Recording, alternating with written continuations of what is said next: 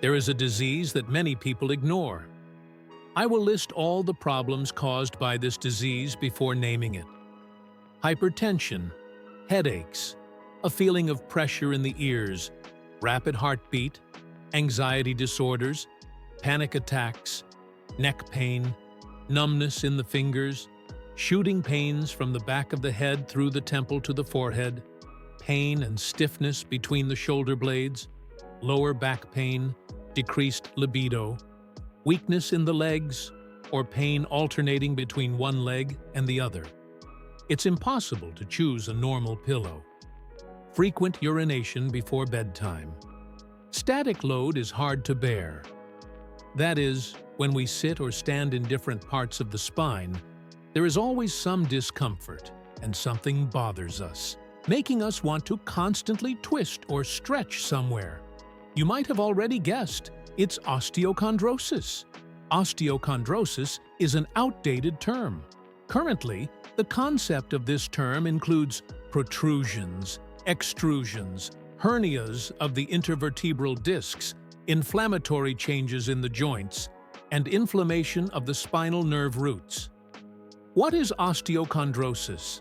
Osteochondrosis is degenerative and dystrophic changes in the cartilage and bone tissue of the spine.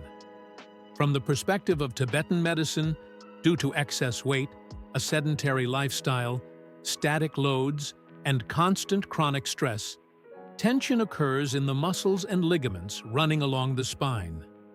These muscles and ligaments form a kind of casing for the spine, resulting in degenerative and dystrophic changes in the tissues of the vertebrae and intervertebral discs themselves, which leads to impaired nutrition, lack of fresh blood supply, and building materials, hence no new cells are formed.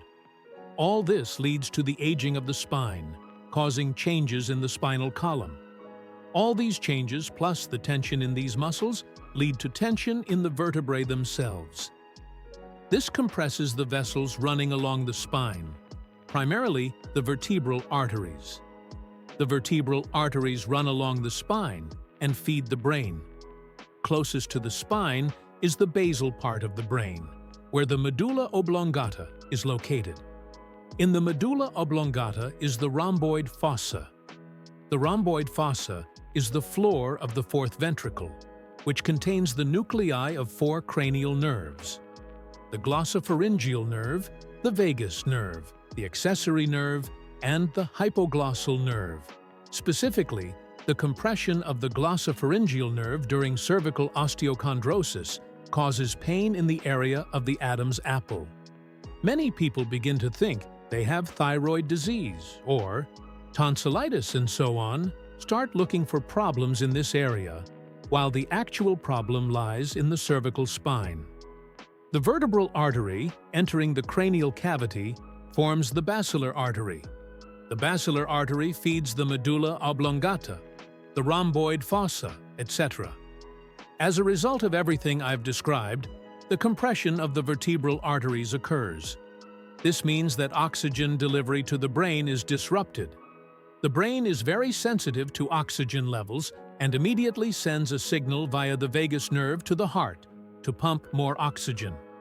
To better nourish the brain, the heart, of course, obeys the higher centers and begins pumping immediately. But there are issues in the tissues that compress the vertebral artery, which our body is unaware of. It has to maintain high pressure at all times, constantly feeding and supplying oxygen to the brain. This phenomenon leads to hypertension. People start treating hypertensive disease with antihypertensive pills, but the cause remains. People take pills to lower their blood pressure. Over time, osteochondrosis, being a condition that develops gradually, over years and decades. The condition progressively worsens. Therefore, it is very important to know the causes of the disease, and it is crucial to begin treatment correctly. To start treatment correctly, it is necessary to make an accurate diagnosis. Why does a headache occur with osteochondrosis? With cervical osteochondrosis, we have such a vertebra, the first cervical vertebra. It is called the atlas. This vertebra anatomically differs from other vertebrae. It's like a bony ring. I always compare it to a nut between a bolt and a screw. That is, this vertebra connects the spinal column to the skull. And with cervical osteochondrosis, there occurs a chronic displacement of this vertebra, the atlas. Any displacement of the atlas leads to headaches and anxiety disorders and may even lead to panic attacks, because the displacement of this vertebra compresses many centers related to the heart, breathing, and overall vascular regulation of the body. This is a very important point. Again, many people cannot find the reasons for their headaches. And look in this direction. Only correcting the position of the first cervical vertebra eliminates the headache in this case. Following this scheme, many dysfunctions of the body can be explained. Since our spine performs a supporting function, nature has arranged it so that all our major blood vessels and nerves pass along the spine and form roots, which are located between the vertebrae, which can be compressed. If we have problems with the spine, and these problems begin to affect the roots and the nerves that innervate, or the vessels that nourish the internal organs, then, of course, problems in that organ or zone arise. Therefore, it is very important to have a healthy spine. As my grandfather used to say, the health of the spine depends on the person themselves. No doctor can fully cure your spine. Osteochondrosis cannot be treated only in doctors' offices. Osteochondrosis is treated only with personal involvement, diligence, and the doctor helps only to relieve exacerbations.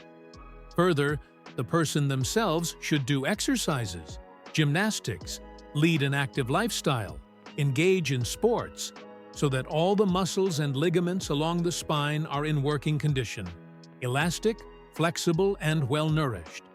There is one simple method to check your spine.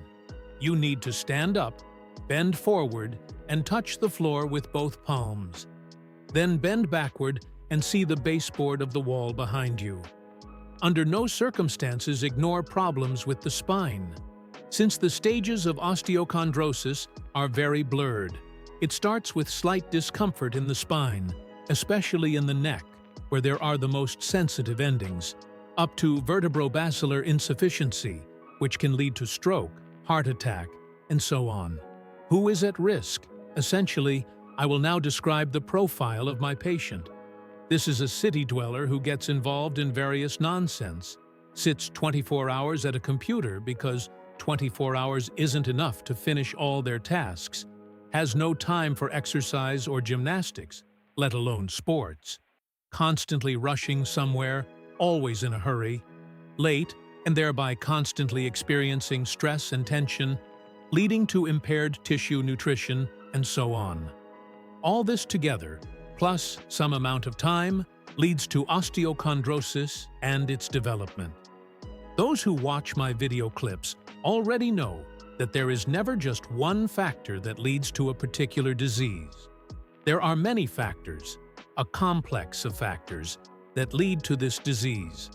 Therefore, if you remove some factors and replace them with positive ones, such as exercise, gymnastics, or start going for massages, periodically visiting an osteopath or manual therapist, of course, you will help the health of your spine and also feel much better and more energetic.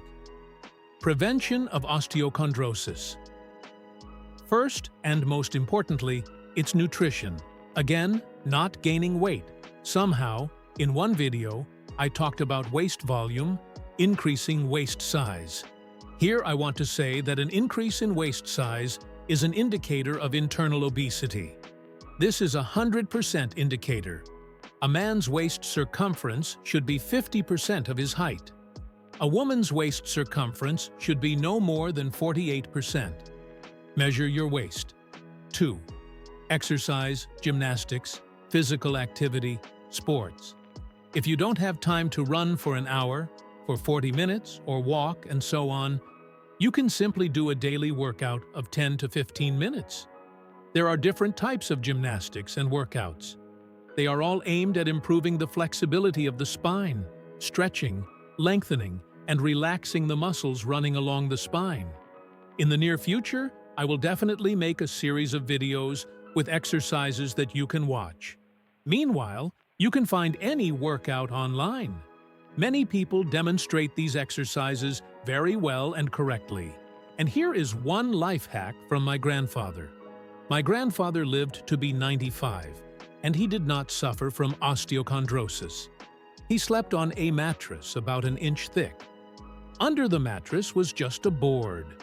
Your body maintains its posture, structure, natural structure. These muscles remain in a working state. Why does a sedentary lifestyle lead to osteoch? Because these muscles atrophy, right? We are bipedal beings, right? We walk upright very little. We mostly sit or lie down. Sleeping on a hard surface, in my opinion, is equivalent to walking. But for the muscles along the spine, At first, yes, due to unaccustomedness. After that, everything is fine. He even had a pillow made of buckwheat husks. Just a square stuffed with that. Treatment of osteochondrosis in the clinic of Tibetan medicine. As soon as a patient comes to the clinic of Tibetan medicine, pulse diagnostics are performed. If necessary, for osteochondrosis specifically, herbal teas are prescribed to eliminate the symptoms that osteochondrosis causes, such as hypertension, headaches, some intestinal dysfunction, reduced libido, and so on. Then the patient is referred to an osteopath, reflexologist, who works with the spine. Reflexologists work with the spine by stimulating biologically active points, thereby relaxing the muscles. As I said, osteochondrosis is a disease of the deep structures of our spine. A simple massage cannot treat osteochondrosis. Massage is done on superficial muscles. A masseur cannot press deeply into the muscles. However, a reflexologist can influence deep structures, as needles come in different lengths and are inserted to varying depths. And osteopathy. Osteopathy is a holistic practice that uses 3 types of therapy. This includes craniosacral therapy, roughly speaking, connecting the work of the head and body. Structural therapy, which places all organs in the correct position. And visceral therapy. Visceral therapy involves working with fascia and ligaments, and it is very important to focus on these casings here. All our organs, all muscles, all vessels, everything is contained within a connective tissue casing. And this casing also has the property of tightening and tensing, and it needs to be stretched continuously. Sometimes it happens that the muscles are ready to stretch, but this casing prevents the muscles from stretching to the full length of their fibers. Such comprehensive treatment is what patients go through with osteochondrosis. If you follow the preventive measures for osteochondrosis that I mentioned earlier, it will certainly be good, better than nothing. But at some point, you will hit a wall and won't be able to move further. Or you won't be able to eliminate the symptoms that osteochondrosis causes. Here, as I said, the intervention of a doctor, a reflexologist, or an osteopath is essential. Be healthy.